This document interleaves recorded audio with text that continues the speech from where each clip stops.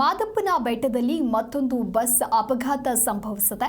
ಬೆಟ್ಟದಿಂದ ಇಳಿಯುವಾಗ break failure ಆಗದೆ bus, ಹಾಗಾಗಿ ಭಾರಿ ದುರಂತವೊಂದು ತಪ್ಪಿದೆ. ಮಲೆಮಹದೇಶ್ವರ ಬೆಟ್ಟದಿಂದ ಮೈಸೂರಿಗೆ ತೆರಳುತ್ತಾ ಇರುತ್ತೆ ಈ ಬಸ್. 26 ಪುರುಷರು 46 ಮಹಿಳಾ ಪ್ರಯಾಣಿಕರಿದ್ದಂತಹ ಬಸ್ ಇದು. ಚಾಲಕನ ಸಮಯ ಪ್ರಜ್ಞೆಯಿಂದ ಪ್ರಯಾಣಿಕರು ಎಲ್ಲರೂ ಕೂಡ ಬಚಾವಾಗಿದ್ದಾರೆ. ರಾಜ್ಯ ಸಾರಿಗೆ ಸಂಸ್ಥೆಯ ಬಸ್ ಅವ್ಯವಸ್ಥೆಗೆ ಇದೀಗ ಜನಾಕ್ರೋಶ ವ್ಯಕ್ತವಾಗಿದೆ. ಹೇಳಿ ಅವ್ರನ್ನ ಏನಾಯ್ತು ಎಂತಾಯ್ತು ಅಂತ. ಯಾರು ಡ್ರೈವರ್? ಬ್ರೇಕ್ ಫೇಲರ್ ಅಣ್ಣ, ಬ್ರೇಕು ನಿಲ್ಲಿಲ್ಲ. ಹಿಂಗೆ ಟರ್ನಿಂಗ್ ಆದರೆ ಇನ್ನು ಕೆಳಗೆ ಬಿದ್ದು ಪ್ಯಾಸೆಂಜರ್ ಒಂದು 60 ಜನ ಇದ್ದರು, ಅವರೆಲ್ಲ ಸ್ಪಾಟ್ ಆಗ್ಬಿಡೋರು. ಅದಕ್ಕೆ ಇಲ್ಲಿ ಕಲ್ಲು ಕಟ್ಟಡ ಇತ್ತಲ್ಲ ಅಂದ್ಬಿಟ್ಟು ನಾನು ಡೈರೆಕ್ಟ್ ಅಲ್ಲಿ ಬಂದು ನಿಲ್ಲಿಸಿ. ಅಣ್ಣ ಅಲ್ಲಿ ಬ್ರೇಕ್ ಒಂದು ಪ್ಯಾಡ್ ಒಳಗಡೆ ಡ್ರೈವಿಂಗ್ ಸೀಟಿನ ಕಡೆನೇ ಐತೆ.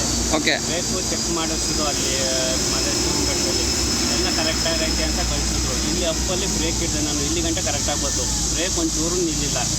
ಗೇರಲ್ಲೂ ಗಾಡಿ ಕಂಟ್ರೋಲ್ ಆಗಲಿಲ್ಲ, ಫುಲ್ ಡೌನು.